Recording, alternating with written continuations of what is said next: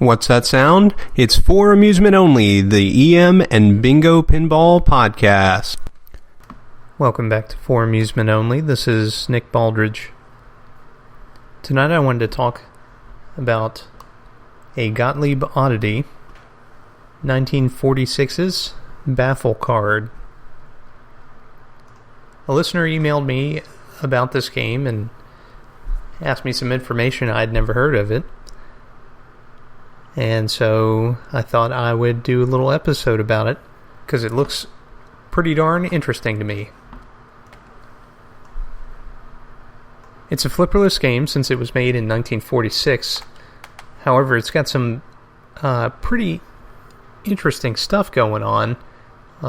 It's sequence-driven, like many of the flipperless games, but what makes it a little unusual is the bingo card layout. Yes, you heard that right. On the backglass there are 4 different cards, which are essentially bingo cards, and each of them has a different set of numbers on them.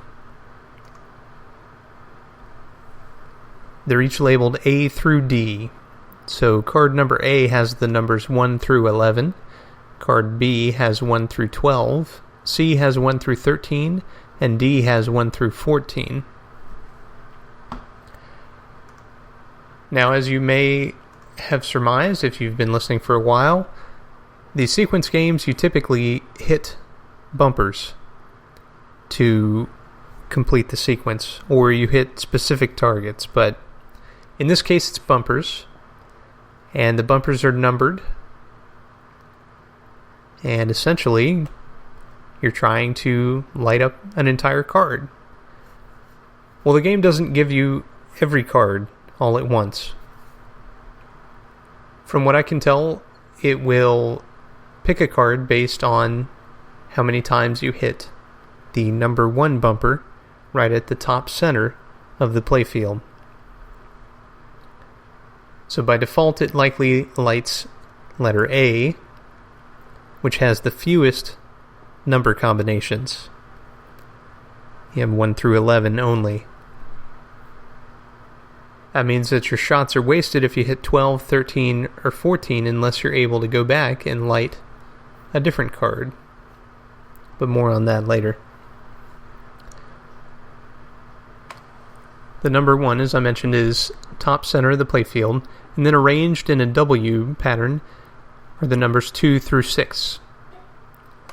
7, 9, and 11 are arranged in a semicircle on the left-hand side of the middle of the playfield. On the right-hand side, you have 8, 10, and 12. And then you have 13 in the bottom left and 14 in the bottom right. In the center of the playfield, you have 2 different trap holes, or kick-out holes, rather, each of which either score 5,000 points, or, if you manage to light them, will complete part of the sequence for you. The left-hand one will knock out 7, 9, 11, and 13, and the right-hand one will knock out 8, 10, 12, and 14, but only if they're lit. Now, I'm not certain how to light the holes, because the playfield doesn't show that. It must be on the scored instruction card, which I can't see. This game, I believe, has multiple ways to win. So, the first way is based off a score. Many of the things on the playfield score 5,000 points, and the backglass kind of backs that up. I'm assuming bumper hits score 1,000 points, and the maximum point or score shown is 80,000. So the maximum that you could earn is 89,000. Now, one of the unique and interesting things about this game is the points structure down at the bottom. And this is where I really have no clue what's going on. The numbers are 8, 16, 20, 12, and 8. And I believe these equate to replays, or you could treat them as such. Although I'm not certain that this game would allow you to play them off. Yeah, there doesn't appear to be a replay button. So, what there is down at the bottom is a carryover button. And when you light it and roll over it, it says it will hold your points. Now, I'm not sure if that carries over from game to game or just ball to ball. But that's pretty interesting in and of itself. And what exactly is the purpose of these points? I'm not really sure unless you're using them for gambling, because there's no real indication of what they could be used for. On top of that, apparently this game came in a payout style, which is unusual for this time period for Gottlieb. So, all in all, this game is pretty interesting. Now, you can light extra special at 3 different rollovers, one on the left-hand side, one in the middle, and then one on the right-hand side, and it's based on the numbers that you've already knocked out, and the playfield outlines which numbers you have to hit. The one right in the center, you just have to knock out 1 through 6. Now, if you'll recall, those numbers are all clustered at the top, so it's certainly quite possible on your first ball that you could knock out all 6 of those numbers and then roll the ball down that center rollover. Be really hard, but it's certainly possible. So let's talk about the artwork. Now, the cabinetry is the typical geometric kind of patterns for this era, but it's green and white speckled paint, and it looks quite attractive. Just large stripes and interesting little semicircular arrows that kind of join together. The artwork on the playfield has all the cards at the top with inserts A, B, C, and D to help indicate which card is lit at the current moment. And you want D because it's got the largest number of numbers. Beneath that is a large field of yellow that contains the extra special when lit. Circles on the left and right hand side. Semicircle of pale blue. Kind of the head of an arrow of orange underneath that contains the trap holes. And a post. Kind of looks like eyes and a nose. And then underneath of that is a scroll with the points that are indicated on the backglass indicated on the playfield under inserts.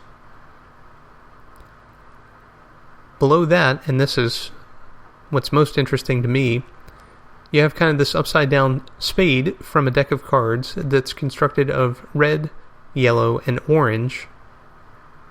At the tip of the spade is the magic button.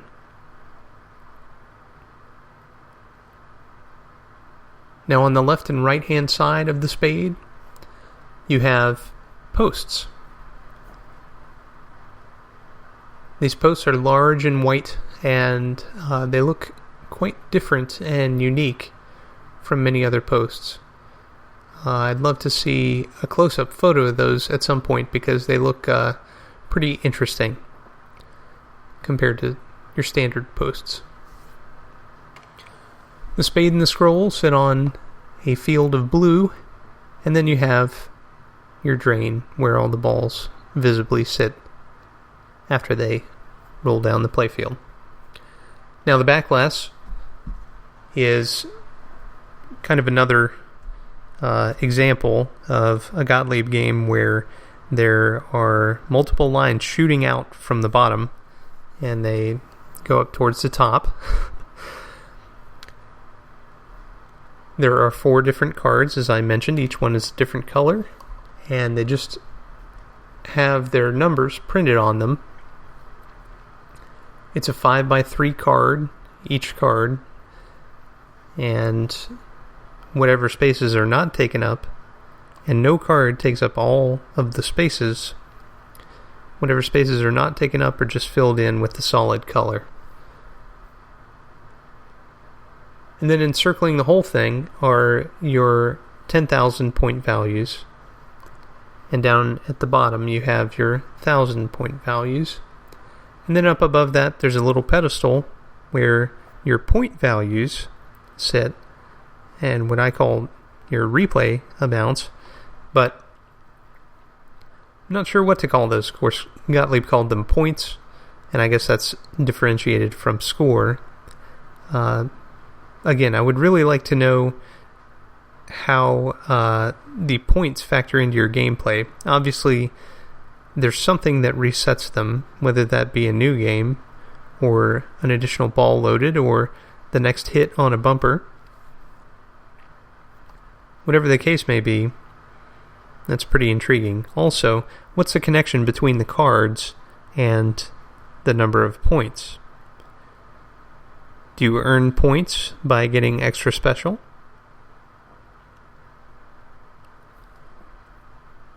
How many points do you get for an extra special?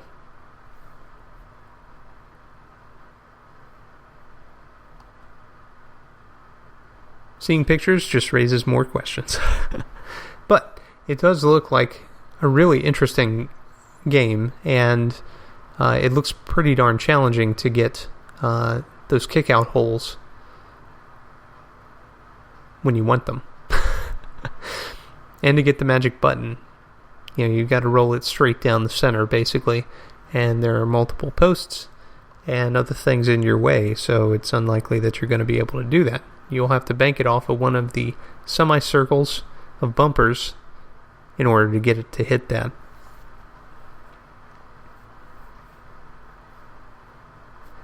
Now again, I'd love to know what the score and instruction card says for this, so I'll leave you with this thought.